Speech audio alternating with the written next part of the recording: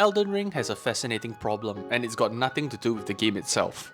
Everywhere you look online, you'll see comments like, oh, if you use the Mimic tier, you're cheating, or if you use min-max builds or a mage build, you didn't actually beat the game. Conversely, you'll see people mocking these takes by saying things like, using mechanics and items included in the base game to beat the game? Unacceptable. No matter where you go, people will always be arguing about beating Elden Ring the quote-unquote right way. Things like no mimics, no summons, no leveling past level 160 to validate your triumph over the game or the DLC. So why exactly is Elden Ring's community so divided, with one group gatekeeping other people's success and the other making fun of the ones doing the gatekeeping? This video will be a deep dive into why so many people are adamant about beating the game a certain way and why others are just fed up with this perspective on completing a FromSoft game. Also, before we continue, please leave a like and subscribe if you like what you see. It really helps the channel out more than you know.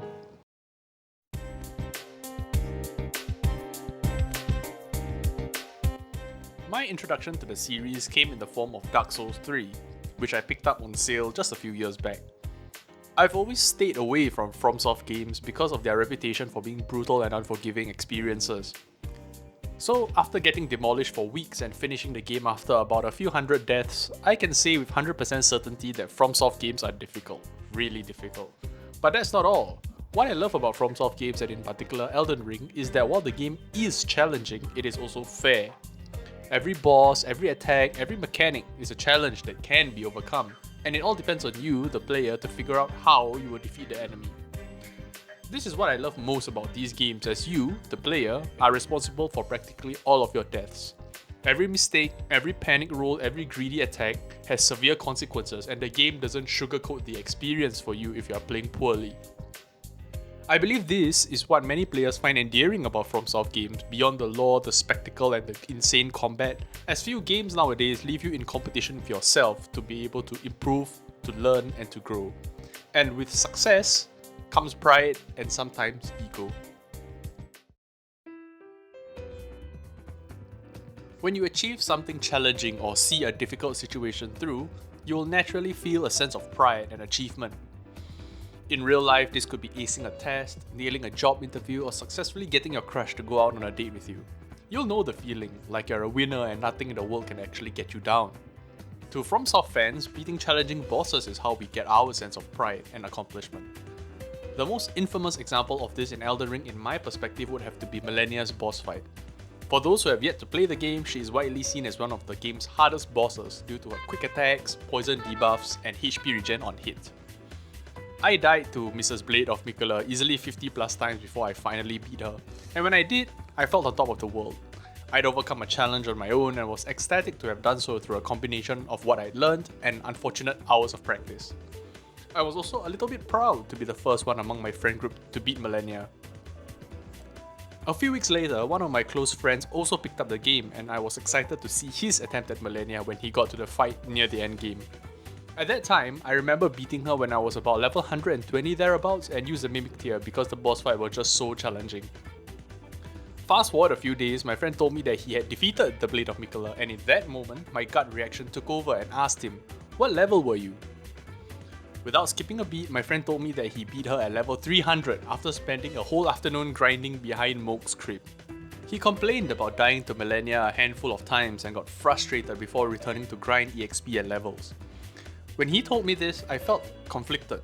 I knew at that moment I should be happy for my friend for overcoming one of the hardest bosses in the game. But my sense of ego couldn't shake this strange feeling of disappointment and superiority that crept into my bones. I didn't say anything, of course, and mulled over this strange mix of feelings for a few days until I realized why that was my knee-jerk reaction.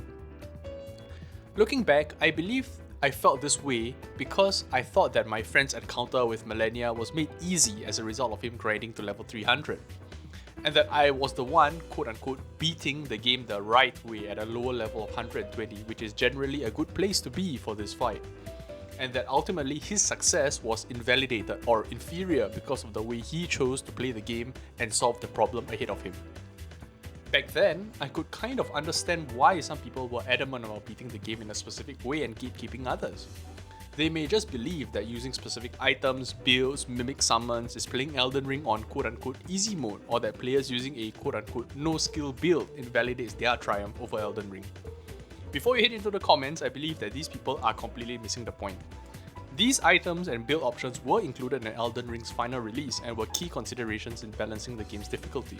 And who has the right to tell someone else how to play a single-player game that they paid for? It's a really hard game, goddamn! I will use all of the mechanics and skills available to me as a player, and we need to trust that the developers have given us the tools to overcome the challenge in any way we choose. The bottom line is this: my victory over Millennia at level 120 should not influence how my friends deal with her in their playthroughs, and I shouldn't be expecting them to play the game the same way that I did. In the same manner, I wouldn't hold myself to a speedrunner's godlike abilities to complete the game using nothing but their starting equipment and their pure skill.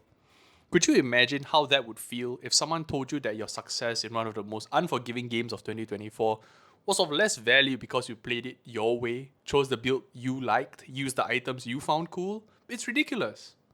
In essence, I too realized that I had missed the point of Elden Ring's difficulty back then, and focused on all of the wrong things.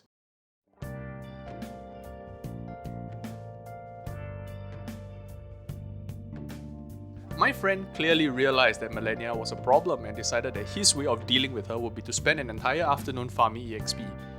Again, there's nothing wrong with that. He didn't cheat, he didn't use any exploits. He saw a problem and acted to overcome that problem in his own way. And I don't have the right to judge him or anyone else for it. This is ultimately why I felt so strongly about all of those comments online, belittling other people for playing Elden Ring their way. And at the end of the day, it's a mostly single-player RPG that's already brutally difficult, but fair with the degree of challenge that is being offered. And other people shouldn't be going out and making others feel small for beating Elden Ring in any way that they choose.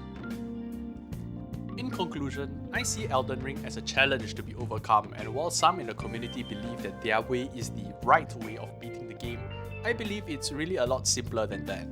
I can understand why some people are so passionate about their achievement in beating the game without relying on certain mechanics and items, but where it crosses the line for me is forcing these expectations on others and gatekeeping their success when they play the game differently.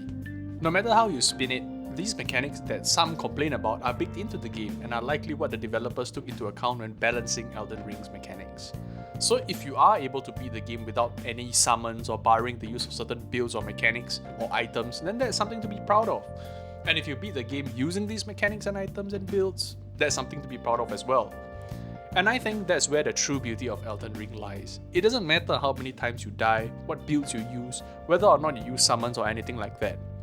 Beating such a challenging game is an achievement in itself, and no one can take that accomplishment away from anybody else. Because remember, in Elden Ring, you're not defeated when you lose. You're only defeated if you give up and stop trying. Thank you for watching.